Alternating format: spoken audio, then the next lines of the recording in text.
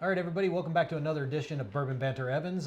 Justin, I think we got a little 1792 on the table. It is definitely looking that way for a extended cask finish series video.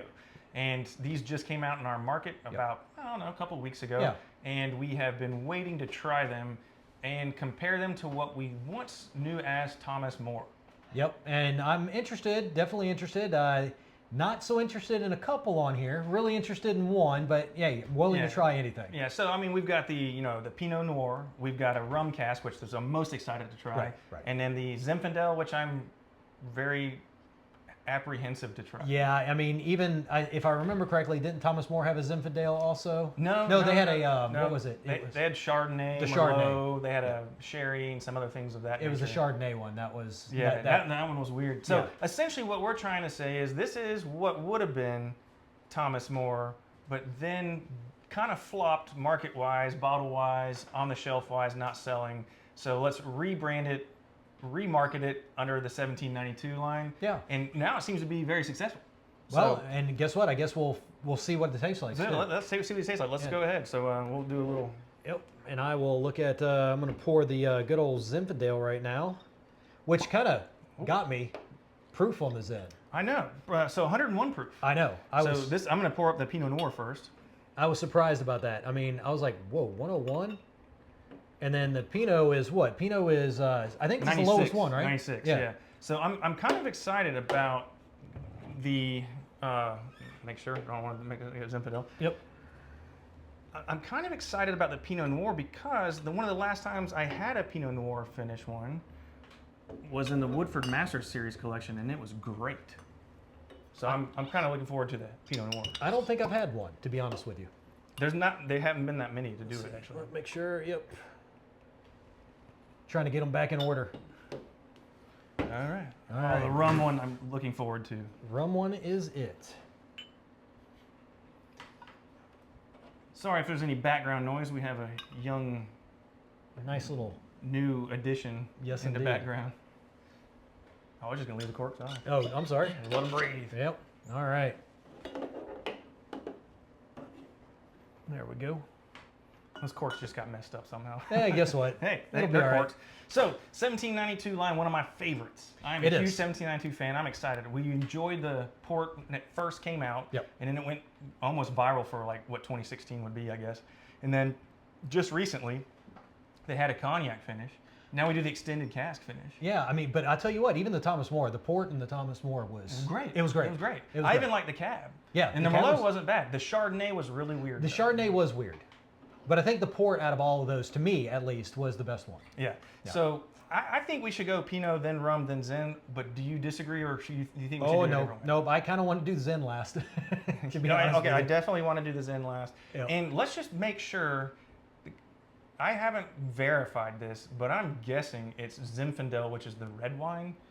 And it's not a crazy idea of a white Zinfandel, which would just be insane if they did that. So I'm going to go like Seven Deadly Zins style, if you're a wine fan, like an actual Zinfandel red wine. Yeah, my assumption is it's going to be a red. Yeah. But then again, assuming. Yeah. So we do have two red finishes versus a rum, which is, I'm hoping it's going to have a little sweet notes to it. I did try the Yellowstone rum multiple times, which we've talked about, and I did like it a lot. So I'm hoping this stacks up. And for the record, I am wearing bourbon socks. Yes, you are. So cheers, what's in your glass? Yep, hey, if you would, give us that thumbs up, and if you like our content, subscribe to the channel. All right. Pinot Noir, here we try go. the Pinot. Yeah. All right. I'm digging the nose. Yeah, it's definitely got a good nose on it. You can smell that wine finish. Yeah. That's what I like about these. Yeah, you definitely got the, you can Literally marketing genius for relabeling Thomas S. More to call it 1792 to put more shelf presence, if you want to call it that. And if you guys disagree and you say it's not Thomas S. More, rebranded because it didn't work out, put it in the comments and let us know. Yeah, I'd be curious. I would love to hear that because, I mean, but it does take up more real estate. The bottle is bigger. It technically does, but it's got a better following when they were trying to rebrand Thomas More because it was Thomas More Distillery a long time ago before it changed to Barton. Yeah. So that's what they were trying to do is play a little homage to Thomas S. More and try it with those bottles. But now 1792 is winning and it looks better on the shelf and people are familiar with the brand where they weren't really familiar with Thomas S. More recognizable. Yeah. Yeah. All right. Man, that Pinot smells fantastic. Let's see what it tastes like.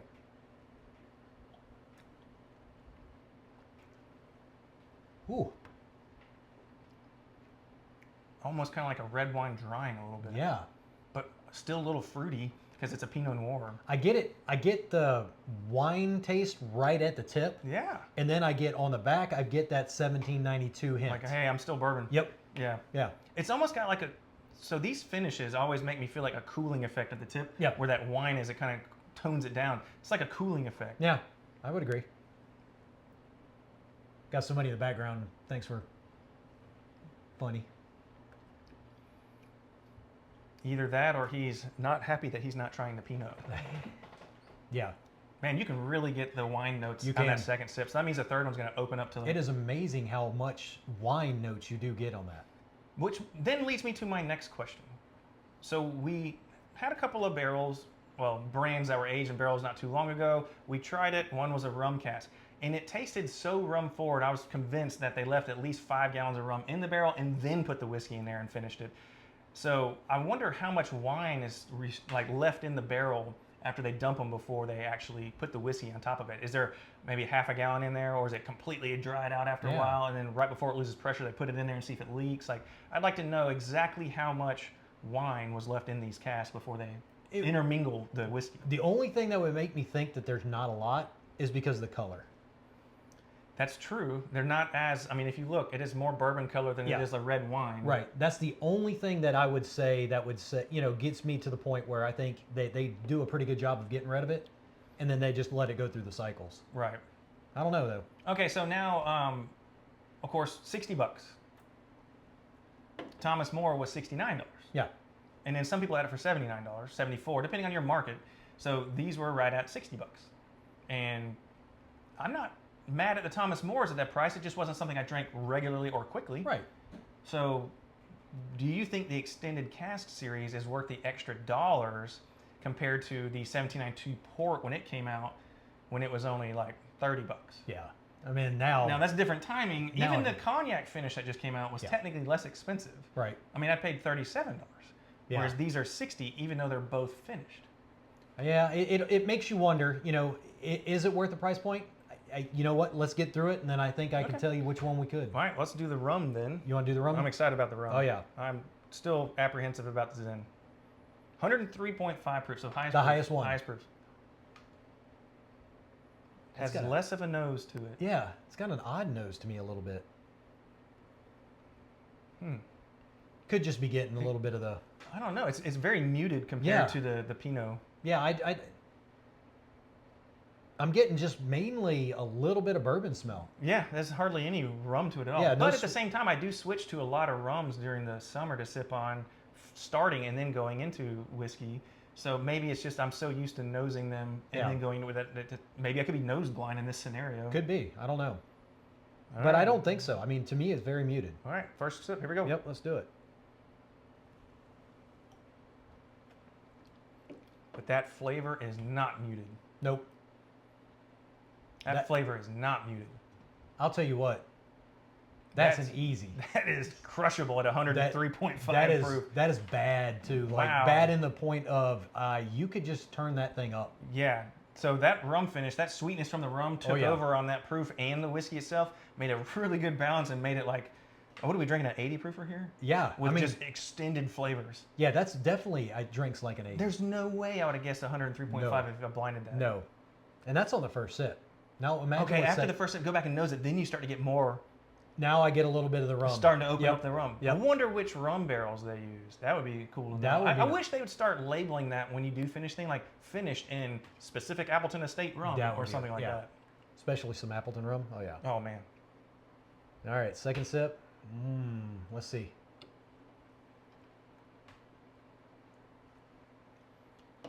That's pretty outstanding, actually. It's almost, I don't know if you would agree with me, but it's almost like the rum takes over. The rum, to me, I get a lot more on the tip and everything, and then very, very little bit on the back am I getting the bourbon notes. That is just, it's like a great combination. It is. And balance between the two. Yeah. But I think the reason they proofed that up to 103, now this is just speculation. They'd have to. It's because it is so, that sweetness is taking over to the point where you need more proof to make sure the bourbon is still there. I mean, if this was at 96, I think it would be nothing. Yeah, I mean, holy smokes, this is incredible. Yeah. One of the rums that we go after sometimes, depending on what it is the Foursquare, and a lot of the Foursquare rums have really high proofs in them as well. Yeah. But those are like 120 proofs, Barbados and different places like that, that don't taste their proof either. Right. So again, I wish we knew what rum cask they were using, because whatever they did, I can tell you this right now, I'll take this over. Even though Yellowstone rum is very good, I would probably take this over that because of drinkability. Yeah. Even though the proof is so much higher, and then it blows the Havana Penelope sky high. It's not even close. No. That one tasted more like a rum than it did a whiskey. Yeah. So this has got the balance. I'm impressed. I'm kind of stunned. So if anybody out there in YouTube land is watching this that works for Barton, and if you know, just put it down in the comments. Yeah, no kidding. What rum cask? Or send me an email. Yeah. So cheers, what's in your glass? Yeah. Have you had any of the extended cast series? What were your thoughts? What was your favorite one before we dive into the Zinfandel, the last one? And why did you choose it as your favorite? Yeah, no, definitely let us know in the comments. And if you've had these, I want to know, I personally would like to see in the comments which one of these that you like the best. So cheers, what's in your glass? Here goes Zinfandel. I might just have to let you try this one first. Okay, that's interesting. Yeah. Well, the good news is based off of nosing, there definitely is probably more than likely the red Zinfandel. Yeah, it's definitely going to be the red. It's actually... It's kind of subtle, but you can tell it's finished in something. Yeah, I want to say it's got like a little hint of a sweet note to the front, to the nose. I can't figure it out. Yeah, that one's... All right, here we go. 101 proof for the Zinfandel, so we're going to go down just a hair from the 103.5. Yeah, but up quite a bit from the Pinot. Pinot, yes.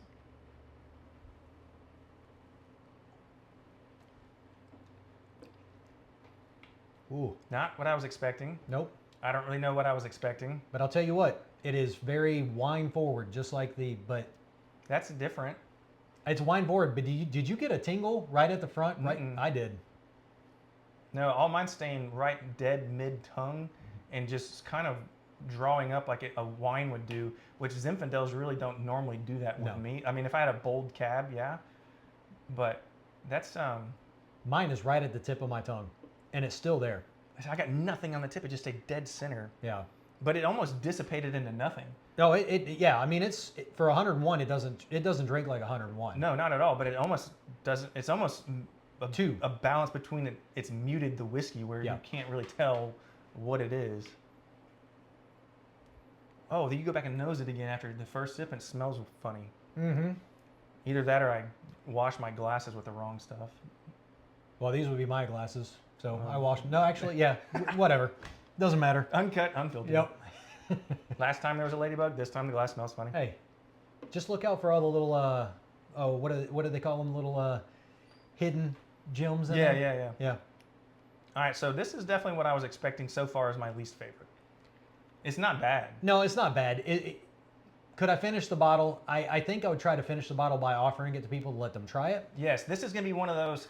I don't know that necessarily this is the series that you're going to want to sit around and just offer everything, but this is the one that you're going to want to offer. Yeah. This is the one you keep out and say, hey, try this. This one's different. Yeah. Whereas the other ones, I could sit and kill these. Oh, yeah. And I'll tell you, if I had to go right now, just like we were thinking, the Zen is the worst one for me. And it's got a lingering. It does, but mine, as you said, mine's in the middle. Yeah, mine's right on the tip. But it's almost drying out like a red, bold wine does. And Zinfandels aren't typically like what I would consider a bold red wine. No. Now, the third sip, it's just kind of blah. I think it's already there. My tongue's already lit up a little bit, and it's just kind of blah. Yeah, it's just at this point that I agree with you. The third sip on the Zinfandel is kind of it's just a whiskey. Yeah. But it's something that, all right, I'm going to go ahead and put it out there. In my professional opinion of trying all kind of different cask series for all these years of doing this, which is like 20, I'm going to go with keep the Zinfandel on your counter to show your friends and just try a little bit. It's going to be a fun one to figure out. Yeah. The other ones you can do the same with, but blinding somebody on this would blow people's palates and minds. Yep. You wouldn't be able to figure it out. Yep. And the other ones, those are going to be the more fun ones. Hey, try this, and you're going to want to sit and have a nice glass. Yeah. I can't imagine myself having a nice glass of that. It is a, hey, try this. And you know what? I'm even thinking, I'm sitting here thinking about putting it on ice, a couple of cubes of ice. I didn't think it would make it worse. I don't know. That you could play around with it, but there's got to be a reason they went 101 proof on that. Yeah. So, all right, I got an extra Glen right here. Okay. So, added bonus feature. Oh, all right. 1792 cognac. This was released in our market right before these. We mentioned this earlier in the video, $37 versus $60. So let's do a quick comparison as to why we think the cognac didn't make the extended cask series when we've already done this side by side with Thomas More, which was the original extended cask series. Right. Or finish, extended cask finish series, same thing. Yeah, and let us know if you've had the cognac too. And So, now that we've introduced this, obviously we've already had the cognac because we did it versus the Thomas More. And in that side by side at that moment, most of the people picked the Thomas More versus this because the proof points were slightly different. Right. Yeah, no, I'm interested to see how this one is. So this is 95 proof. So I think it's right in comparison with right everything in else. comparison with everything else. And last time we tried it, I thought it was just fine. Now I haven't done it after chasing a Zinfandel, so who knows? But Yeah. cheers! What's in your guys' glass of the wine cask finishes and cognac and things like that? What did you guys prefer? And now add the purple to the other series, which was blue for the port. Yeah, I'm interested in this one. I still think the rum's gonna be hard to beat. That rum is going to be very challenging to beat. Yeah. No, it's been a while since I've had the cognac too. So if you would, It's got a standard nose for yeah, cognac. if you would, guys, let us know what you think about this series and give us a thumbs up. And if you like the content, again, please hit that subscribe button right below. And again, we don't typically openly talk about pricing. We only did it as an example as why this one is finished and these are finished, but double the price. Ooh. Or almost double the price. That cognac is solid. It's solid. Yeah. So that's the only reason we even brought that up. Has nothing to do with what any values are or anything like that. It's just why did these come in at a different price that was similar to Thomas More versus this one was much less. And also, strike a little conversation up with you guys at home and let us know. I mean, I think it's a good talking point. Put it down in the comments. Let us know what your thoughts are. Are these other extended cask series, finish, whatever you want to call them, better and worth it? Right. That cognac is nice. That I'm telling you what, right but now. the Thomas More cognac was nice too. Yeah, it was. I don't know, Justin. I think I've got a way the finishing order for this. Oh, you want to do that? Yeah. Okay, what you got? Okay. 1, obviously the rum. 100% agree. 2, I got to go with the cognac. Disagree. Okay. I like the Pinot better. Do you like the Pinot? Yes. I would go Pinot third, Zen Okay. Zen taking the back. So I like how we have a difference. Yeah. But I could see where you're going because that cognac is really good. It is but good. I like that Pinot Noir, and there's so few Pinot Noir cask finishes that I've had, and I like it. So Don't get me wrong, I like it. It's just not that big of a red wine fan. all right, now so here's our control. We'll never forget it. It's back here. It's not going to be mentioned in this video, other than the fact that we have it. So we did have it before the video started. Yes. So we have a comparison of what's going on, so don't worry about that. We're not going to forget about it. But what I am going to ask Charles, Okay. in the last seconds, we're going to close this video out now that we tried and put our thoughts, feelers out there. Again, what's in your glass? And cheers. Since we both picked the rum finishes number 1, so like I always do, I'm going to put you on the spot. Yep. We're only going to do the stave rating for that one since we both agreed on that one. Yeah. So at this moment, with these in front of you exactly as they are, what is your Bourbon Banter Evans stave rating for the 1792 rum cask finish? Rum at 103.5. I'm getting a solid 4. It's funny that you mentioned that. Because of how shocked I was in that, I actually have you tied. Yeah. I mean, It is a exact 4 dead on at this moment, but based off of what we had. It is teeter-tottering going higher than that, but Yeah. because of that proof and the way that went down, I 100% agree.